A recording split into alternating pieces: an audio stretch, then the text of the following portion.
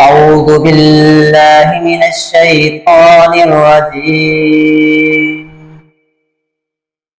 بسم الله الرحمن الرحيم. تبارك الذي بيده الملك وهو على كل شيء قدير.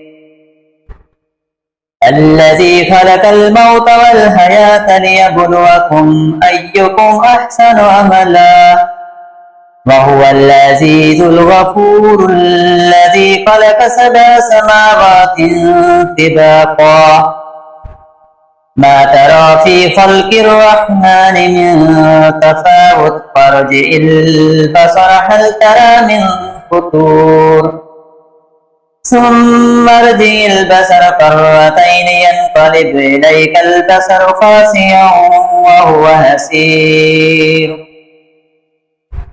ولقد زينا السماء الدنيا بمصابيح وجعلناها رجوما للشياطين وأعتدنا لهم عذاب السعير.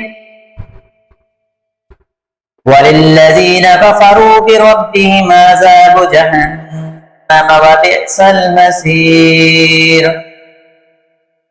إذا ألقوا فيها سمعوا لها شهيقا وهي تفور تكاد تميز من الغيظ كلما ألقي فيها فوج سألهم خزنتها ألم يأتكم نذير قالوا بلى قد جاءنا نذير فكذبنا وقلنا ما نزل الله من شيء إن أنتم إلا في ضلال كبير. وقالوا لو كنا نسمع أو ناكل ما كنا في أصحاب الصعير فاعترفوا بذنبهم فسحقا لأصحاب الصعير. إن الذين يخشون ربهم بالغيب لهم مغفرة وأجر كبير. وأسروا قولكم أو اجهروا به إنه عليم بذات الصدور. ألا يعلم من خلق وهو اللطيف الخبير. هو الذي جعل لكم الأرض ذلولا فامشوا في مناكبها وكلوا من رزقه وإليه النشور. أأمنتم من في السماء أن يخسف بكم الأرض فإذا هي تمور. أأمنتم من في السماء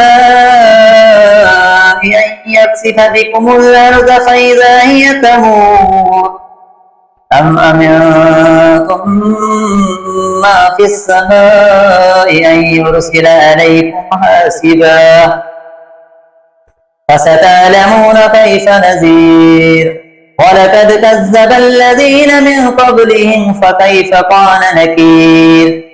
أولم يروا إلى الطير فوقهم صافات ويقبضن ما يمسكهن إلا الرحمن إنه بكل شيء بصير.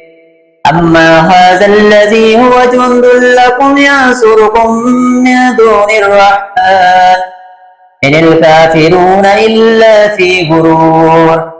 أما هذا الذي يرزقكم إن أمسك رزقه بل لجوا في عتب ونفور. أفمن يمشي مكبا على وجهه أهدى أمن يمشي سويا على صراط مستقيم. قل هو الذي أنشأكم وجعل لكم السمع والأبصار والأفئدة قليلا ما تشكرون. قل هو الذي زرعكم في الأرض وإليه تحشرون. فيقولون متى هذا البعث إن كنتم صادقين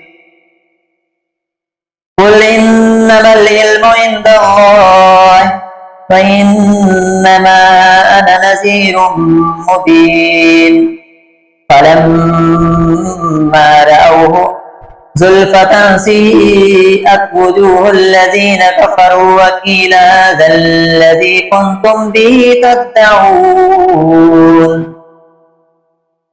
قل أرأيتم إن أهلكني الله ومن معي أو رحمنا فمن يجير الكافرين من عذاب أليم قل هو الرحمن آمنا به وعليه توكلنا فستعلمون ما هو في ضلال مبين قل أرأيتم إن أصبح